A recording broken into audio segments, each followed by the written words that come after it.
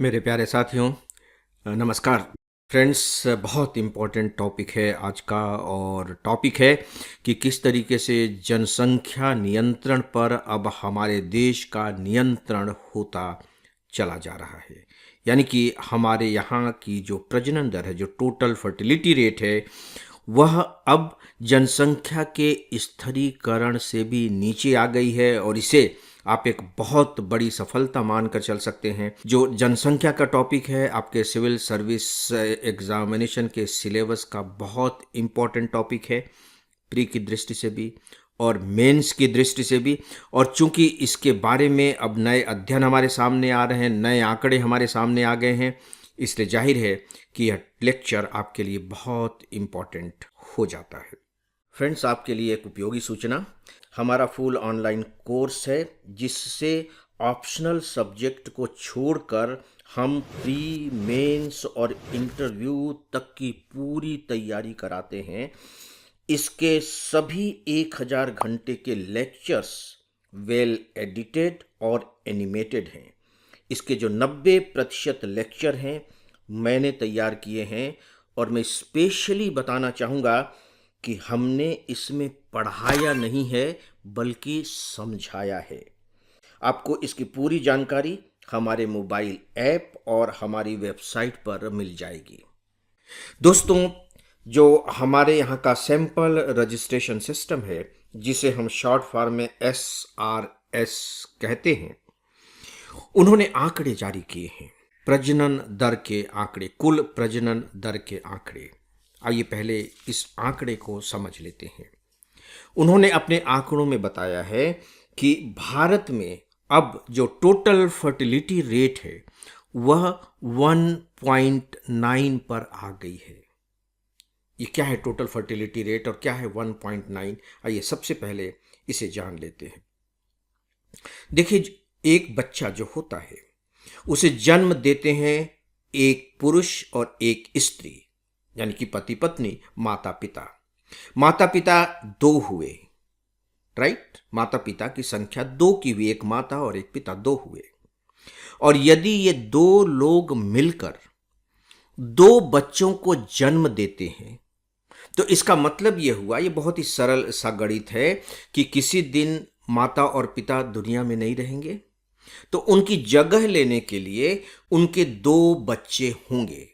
यानी कि हमारी जो जनसंख्या है वह लगभग लगभग उतनी ही बनी रहेगी जितनी अभी है। इसका मतलब है कि अगर सरल तरीके से हम कहना चाहें तो अगर टोटल फर्टिलिटी रेट 2.0 है, 2 है कह लीजिए, तो जनसंख्या स्थिर रहेगी। लेकिन हमारे यहाँ के जो समाजशास्त्री हैं, जो वैज्ञानिक हैं, वो इसमें थोड़ा सा इजाफा कर देते हैं, थोड़ी सी वृद्धि कर देते हैं। उनका कहना है कि नहीं, 2 से जनसंख्या स्थिर नहीं रहेगी बल्कि वो डाउन ट्रेंड पर चली जाएगी।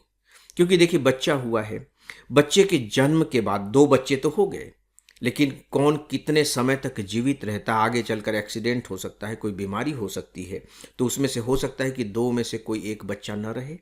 तो ऐसी स्थिति में जनसंख्या घटनी शुरू हो जाएगी। तो इसकी क्षति की पूर्ति के लिए उन्होंने इस आंकड़े में, यानी कि 2.0 में 0.1 बढ़ा दिया। यानी कि उन्होंने कहा कि नहीं, जो प्रजनन दर होनी चाहिए वो होनी चाहिए 2.1, राइट?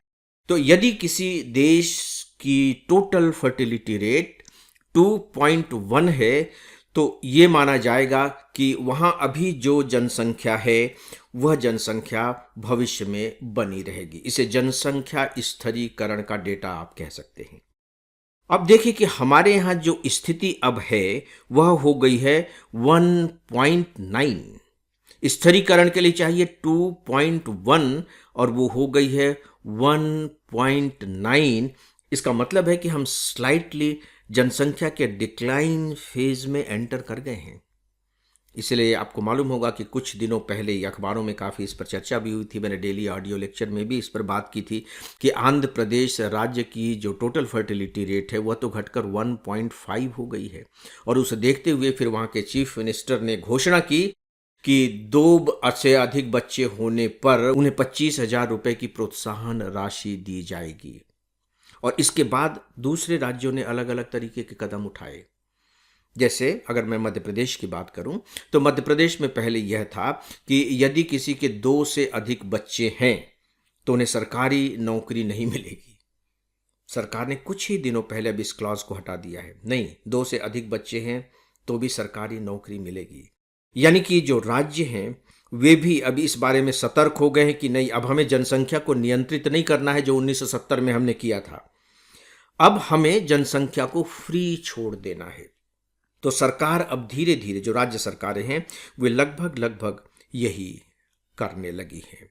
दोस्तों, ये तो 1.9 जो टोटल फर्टिलिटी रेट है, ये तो नेशनल एवरेज है। इस पूरे के पूरे अध्ययन में कुछ बहुत नई चीजें हमारे सामने उभर कर सामने आई हैं। उदाहरण के तौर पर कि कुछ राज्यों में तो जो फर्टिलिटी रेट है वह बहुत ही चिंताजनक स्थिति में पहुंच गई है, और जिसमें मैं दिल्ली का विशेष रूप से उल्लेख करना चाहूंगा। दिल्ली की जो टोटल फर्टिलिटी रेट है, क्या आप कल्पना कर सकते हैं कि वो कितनी आ गई होगी? उसकी फर्टिलिटी रेट है 1.2। 1.2 सोच करके देखिए। जो नॉर्डिक कंट्री है फिनलैंड, ये उससे भी कम है। मतलब हम उससे भी कम वाले राज्यों में शामिल हो चुके हैं। राष्ट्र के स्तर पर ठीक है हम 1.9 है।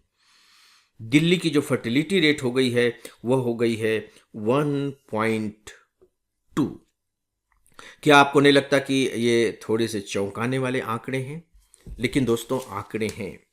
मैं इसी तरीके से कुछ और राज्यों के फर्टिलिटी रेट आपको बता रहा हूं, और आप जिस राज्य को बिलोंग करते हो उस राज्य के फर्टिलिटी रेट आपको मालूम होने ही चाहिए। सबकी जानकारी की आपको जरूरत नहीं है, लेकिन अपने राज्यों के बारे में तो आपको मालूम होना ही चाहिए। जब हम फर्टिलिटी रेट को देखते हैं तो एक सामान्य सिद्धांत जो हमारे दिमाग में बनता है वो ये है कि जो उत्तर भारत के राज्य हैं, जिसे हम सामान्य तौर पर हिंदी पट्टी के राज्य कह लेते हैं, उसमें केवल 4 राज्यों को छोड़कर पूरे देश में जो प्रजनन दर है वह रिप्लेसमेंट रेट से नीचे पहुंच चुकी है। रिप्लेसमेंट रेट से नीचे आ चुकी है। ये जो 4 राज्य हैं, इसमें से देखिए कुछ आपको मैं फर्टिलिटी रेट बता देता हूं। जैसे बिहार में अभी सबसे ज्यादा है 2.9, ये हमारे देश में टॉप पर है बिहार। उत्तर प्रदेश में है 2.6, झारखंड में है 2.2। यह है ना फर्टिलिटी रेट, जो स्तरीकरण है उससे ये ऊपर है। और जो नीचे हैं आप उन्हें ध्यान से सुनिए। दिल्ली 1.2 में बता चुका हूं, जम्मू कश्मीर 1.5, पंजाब 1.5, हिमाचल प्रदेश भी 1.5, पश्चिम बंगाल 1.3, उड़ीसा 1.7, असम 2.0, महाराष्ट्र 1.5, गुजरात 1.8। अब ये जो दक्षिण के जो 4 राज्य हैं इनमें बहुत ज़्यादा कमी आ गई है। केरल 1.4, तमिलनाडु 1.3, आंध्र प्रदेश 1.5, कर्नाटक 1.5। ये हैं टोटल फर्टिलिटी रेट के आंकड़े। दोस्तों, इसका मतलब यह हुआ कि हम जिस जनसंख्या को नियंत्रित करने की बात कर रहे थे और पिछले 50 सालों से लगातार जिसके लिए हम जूझ रहे थे, लगे हुए थे, लगभग उस डेस्टिनेशन को अब हमने हासिल कर लिया है। इसीलिए जैसा कि मैंने कहा कि कुछ राज्य तो अब इस बात को लेकर के चिंतित हैं कि हम कैसे अपने यहाँ की जनसंख्या की दर को बढ़ाएं भी। और मज़ेदार बात यह है कि अभी हमारे आंकड़ों को लेकर के ब्रिटिश जो मैगजीन है द इकोनॉमिस्ट, उसने बहुत विस्तार के साथ विश्लेषण किया। विश्लेषण करने के बाद जब वो खबर दुनिया में पहुंची तो जो एलन मस्क हैं, अमेरिकी उद्योगपति हैं, एलन मस्क का नाम आप जानते होंगे, तो उन्होंने कहा कि भारत में कम होती प्रजनन दर चिंता का विषय है। मतलब ये जो प्रजनन दर कम हो रही है इस पर विचार किया जाना चाहिए, यानी कि इस दर को कंट्रोल किया जाना चाहिए कि ये और कम न हो। जहाँ तक हमारे जो विशेषज्ञ हैं, खासकर इसके जो विशेषज्ञ हैं, जो नीति निर्माता हैं, वे इसको एक बेहतर स्थिति मानते हैं। क्योंकि देखिए, जनसंख्या हमारी अभी जो भी 140-50 करोड़ कही जाती है, दुनिया के हम सबसे अधिक जनसंख्या वाला राष्ट्र बन चुके हैं, लेकिन हमारे यहाँ जो डेंसिटी है वो बहुत ज़्यादा है। चाइना हमारे आसपास ही, हमसे थोड़ा सा ही कम है, लेकिन उसकी जो डेंसिटी है वो हमसे बहुत कम है, बहुत कम है। सामान्य तौर पर ये आंकड़ा आप याद रख सकते हैं कि दुनिया की लगभग लगभग 16% पॉपुलेशन हमारे यहाँ रहती है। 16%, 16%। और हमारे यहाँ लैंड कितना है दुनिया का? हमारे यहाँ दुनिया का लैंड है केवल 2.4%, यानी कि 2.4% लैंड कितने लोगों के पास है? 16% लोगों के पास है। तो जो नेचुरल जो रिसोर्सेज होते हैं, नेचुरल रिसोर्सेज हमारे यहाँ के लोगों के पास ज़्यादा नहीं है, क्योंकि सवाल लैंड का ही नहीं है, सवाल उससे जुड़े हुए बहुत सारी चीज़ों का है। फॉरेस्ट का भी है सवाल, जल संसाधनों का भी है, यानी कि उसकी भी कमी है हमारे यहाँ। तो अभी ये स्थिति नहीं आई है कि हम इसको लेकर के और बढ़ाने की कोशिश करें कि नहीं, हमको टोटल फर्टिलिटी रेट बढ़ानी है, अभी वो स्थिति नहीं आई है। और वैसे भी देखिए कि जो योजनाओं को बेहतर ढंग से जब आकार देने की बात आती है, तो संयुक्त राष्ट्र विकास कार्यक्रम ने जो तैयार किया है, ये बहुत इंपॉर्टेंट टॉपिक है, हो सकता है कि आपने इसके बारे में पढ़ा हो। संयुक्त राष्ट्र विकास कार्यक्रम, उसमें हम खरे नहीं उतर पा रहे हैं, उसके लक्ष्यों को हम हासिल नहीं कर पा रहे हैं। और उसका जो एक बहुत बड़ा कारण है वह है हमारी बड़े आकार की जनसंख्या। और अब ऐसा लग रहा है कि हमने अब इस पर नियंत्रण पा लिया है। धीरे धीरे हो सकता है कि यह स्थिति थोड़ी सी और बेहतर होती जाए, और तब हम जो इस तरह के कार्यक्रम होते हैं उन कार्यक्रमों को साकार रूप दे सके। तो दोस्तों, ये बहुत इंपॉर्टेंट टॉपिक है, इस टॉपिक को आप लगातार अपडेट करते रहिएगा, यह मेरी एक विनम्र सलाह है। फ्रेंड्स, इस विषय पर बस इतना ही, और इसी के साथ ही आज के इस डेली ऑडियो लेक्चर को यहीं समाप्त करता हूँ। नमस्कार।